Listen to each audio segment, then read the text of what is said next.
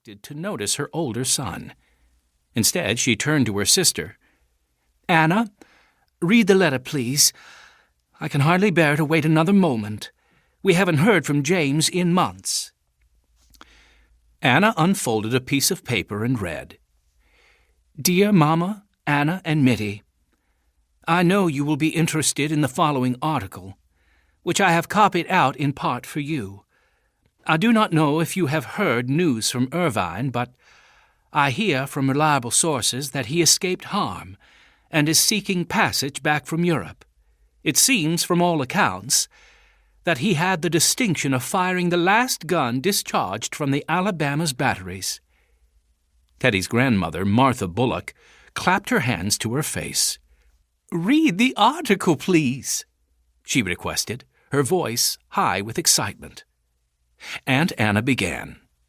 "On June 12, 1864, the CSS Alabama had the misfortune to be attacked by the USS Kearsarge off the coast of France.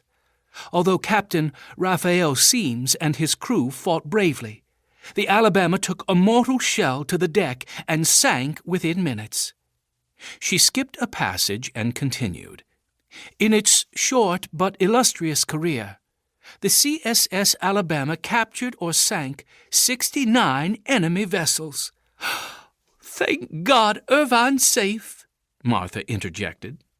"He served the Alabama until her last shot was fired. Imagine it, girls. That's what we have to focus on. All the victories the Alabama had.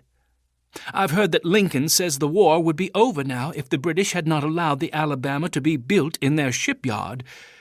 And to think that your brother James was the Confederate admiral who was picked to oversee the entire process of construction and take her out to sea. And your brother Irvine was the midshipman who defended her to the last.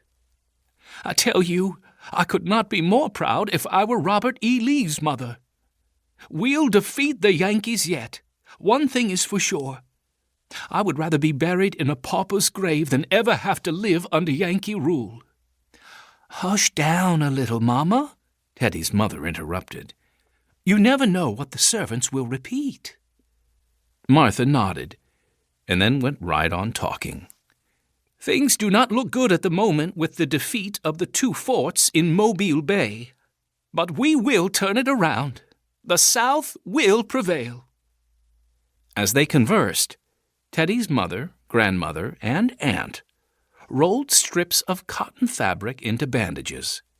Teddy's heart thrilled every time he thought about the journey these bandages would take, from where he lived in Manhattan Island in New York City, New York, a Union state, to Nassau in the Bahamas, and then through the Union blockade of the South to Roswell, Georgia, in the heart of the Confederacy. His mother and aunt would package the bandages up with toothbrushes, woolen socks, scarves, and soap, and hand them to a mysterious messenger who arrived at their front door at number 28 East 20th Street, promptly at 9 a.m. every Friday. The package would be passed from hand to hand and would travel by train, wagon, and ship before it arrived in the Bahamas, where it would be offloaded and reloaded onto a ship bound for the Confederate South. Once it arrived in the South, one of Teddy's mother's relatives, and she had so many relatives that he could not remember half their names, would unpack it and use the contents to help Southern soldiers. These were the exact same soldiers that Teddy's father wished would be defeated by Union troops, for unlike Teddy's mother, who supported the Confederacy, Teddy's father supported the Union. This was all a bit complicated for Teddy to understand, but the thought of war and blockades and his uncle's escapades on board Confederate ships fired his imagination.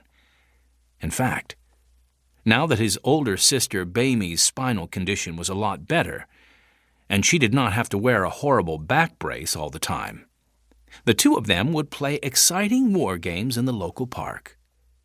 Despite his admiration for his Southern relatives, Teddy always wanted to play a Union captain routing Bamie, who would be a Southern spy.